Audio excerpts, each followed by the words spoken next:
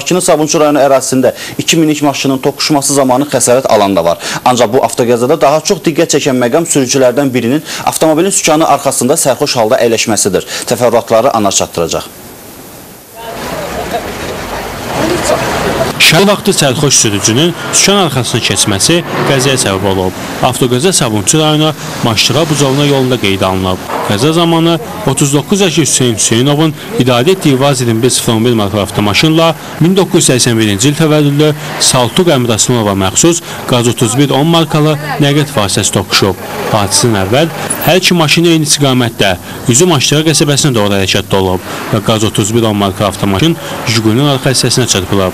Toqquşmadan sonra nəqliyyat vasitələri yoldan çıxaraq aşıb. Hadisədən sonra hər iki maşının sürücüsü və Qaz 3110 markalı avtomaşında olan bir nəfər sərnişin 40 yaşlı Eldar Dadaşov 3 saylı şəhər klinik xəstəxanasına çatdırılıb. Əmraslanov Saltuq bu xəstə deməli alkoqol sərxoşluğu ilə daxil olub, üzün sıyrılmış yaraları ilə xəstəyə yardım göstərilib, evə yola salınıb.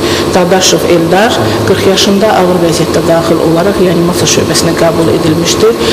Qapalı kəllə beyin travması.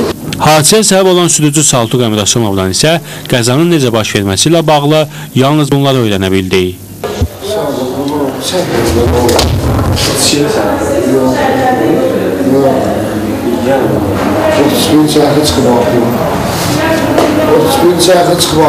Qəza ilə bağlı Sabunçu rayon polis idarəsinin əməkdaşları tərəfindən hadisə ilə araşdırma aparılıb. Qəzanın dəqiq hansı səbəbdən baş verməsi və günahkar sürücünün kimliyi isə yalnız araşdırmaların gedişi zamanı müəyyən olunacaq.